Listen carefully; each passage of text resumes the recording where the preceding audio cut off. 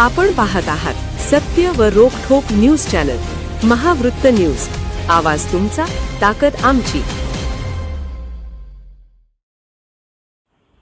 लोकराजा शाहू राष्ट्रीय कर्तृत्व भूषण पुरस्कार उत्कृष्ट अँकर विजया पाटील यांना जाहीर.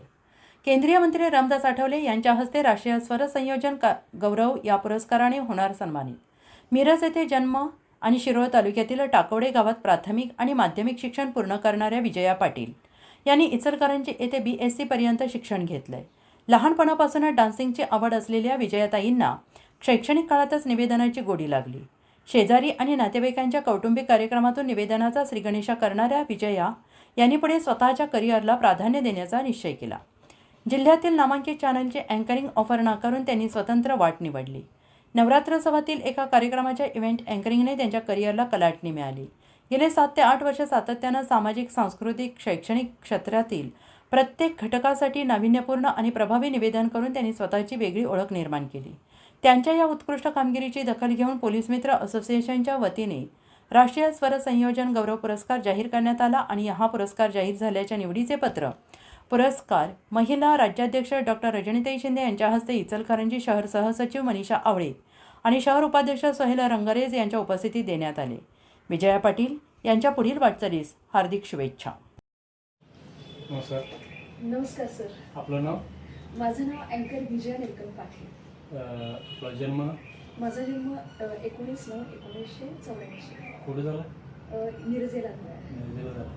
आणि शिक्षण? शिक्षण माझं BSc आहे, स्पेशलायझेशन इन बॉटनी. प्राथमिक शिक्षण कुठे झालं? प्राथमिक शिक्षण मी खेडेगावातले आहे. माझं प्राथमिक शिक्षण टाकोड्यामध्ये झाले. टाकोडीमध्ये. आणि माध्यमिक? माध्यमिक शिक्षण सुद्धा टाकोड्यामध्ये झालं, श्री कल्लेश्वर हायस्कूल टाकोडे या ठिकाणी. आणि ज्युनियर कॉलेज जे आहे ते इचलकरंजीमध्ये 11वी ते 12वी गोविंदराव हायस्कूल आणि सिनियर म्हणजे डिग्रीसाठी ग्रॅज्युएशनसाठी ASC कॉलेज इथे झालं. आपण शिक्षण घेत असताना काही छंद? ॲक्च्युली मला शिक्षण म्हणजे एज्युकेशन जेव्हा माझं चालू होतं तेव्हा मला डान्सिंगची खूप आवड आहे आणि बोलणं म्हणजे माझा आवाज चांगला असल्यामुळे कन्व्हर्सेशन स्किल ही खूप छान येतो. म्हणजे तुम्हाला निवेदकाचे जास्त तुम्हाला आवड अँकरिंग करण्याची. कशा पद्धतीने मी कुठल्या माध्यमातून हे अँकरिंग केली? मी अँकरिंग ॲक्च्युली जे छोटे मोठे म्हणजे शाळेमध्ये जे असतात इव्हेंट, एखादं दुसरं म्हणजे असं स्नेहसंमेलन असू दे किंवा लग्न डोहाळे जेवण असू दे, लग्नासाठी घरगुती जे कार्यक्रम असतात असे वाढदिवसाचे असू देत किंवा शेजारी बोलवतात की चला मॅडम थोडंसं विजयाचं असं एक मैत्रीपूर्ण संबंधातून असं ते घडत गेलं आणि असं वाटलं की ते खरंच खूप छान जमतंय. त्यामुळे मी ह्याच्यामध्ये झेप घेतली. आवडीतून तुम्ही प्रोफेशन? येस, आवडीतून प्रोफेशन मध्ये घेतली. तुम्ही अँकरिंग करत असताना तुम्ही इव्हेंटकडे कसं काय वळला? ॲक्च्युली झालं कसं, मला एका चॅनलकडून न्यूज अँकर म्हणून मला एक हे आली होती, ऑफर आली होती. मग मी त्यांना B न्यूज, मग मी तिथं कॉन्टॅक्ट केला. मग माझं शेड्यूल इतकं तिथं टाईट होतं की म्हणलं मलाच पर्सनल वेळ भेटणार नाही आणि माझ्या फॅमिलीसाठी मला वेळ भेटणार नाही. त्यासाठी आपण अँकरच व्हायचं असेल ना तर दुसरं काय आहे आपण बघू यूट्यूबवरती. मग मी सर्च करत गेले तेव्हा इव्हेंट अँकर अशी कन्सेप्ट आली. हे काय आहे म्हणले इव्हेंट अँकर. तेव्हा त्या कालावधीमध्ये ते नवीन होतं. मी पाहिलं, मला हे आवडलं. चला आपण इव्हेंट अँकर मधून एक झेप घेऊया आणि हे सुरुवात करूया असं वाटलं. मग मला त्याच दिवशी मला दुर्गा मातेसाठी नवरात्र उत्सवासाठी एक सुंदर असा ब्रेक मिळाला. तो माझ्या आयुष्यातला पहिला ब्रेक होता.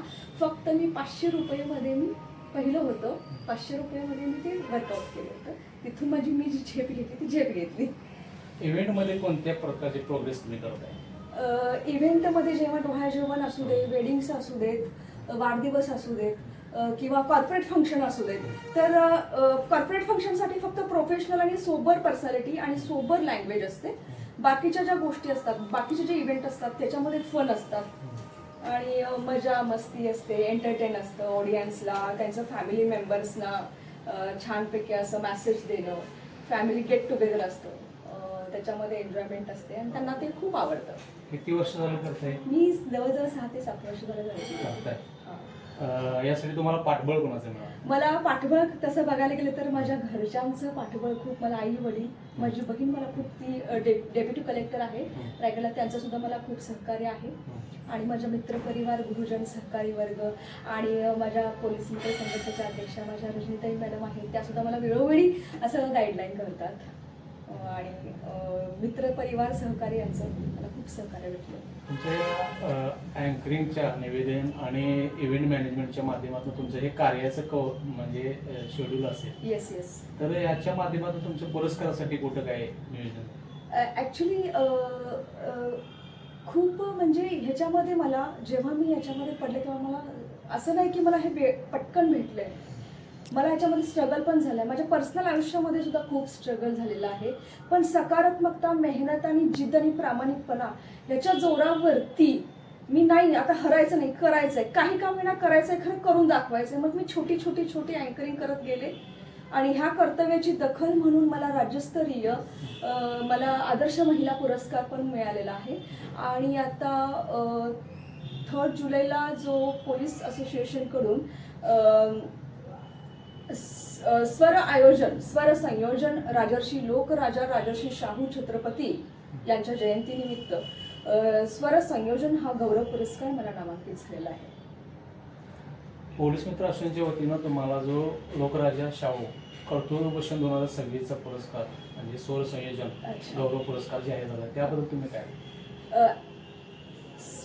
पोलीस मित्र असोसिएशनच्या माध्यमातून माझ्या ह्या समाजसेवेच्या ह्या कर्तव्याची आणि ह्या कर्तृत्वाची त्याने खूप सुंदर दखल घेतलेली आहे. ॲक्च्युली हा जो पुरस्कार मला जो भेटलेला आहे तो सर्वसामान्य हा असा पुरस्कार नाही आहे, तर ती माझी मेहनत, जिद्द, चिकाटी आणि सातत्य याची ती पावती आहे हे मी मानते. आणि हे आयुष्यभरासाठी माझी प्रेरणा आहे.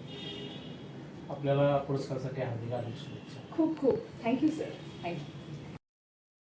महावृत्त न्यूज चॅनलला लाईक करा, शेअर करा आणि सबस्क्राईब करा.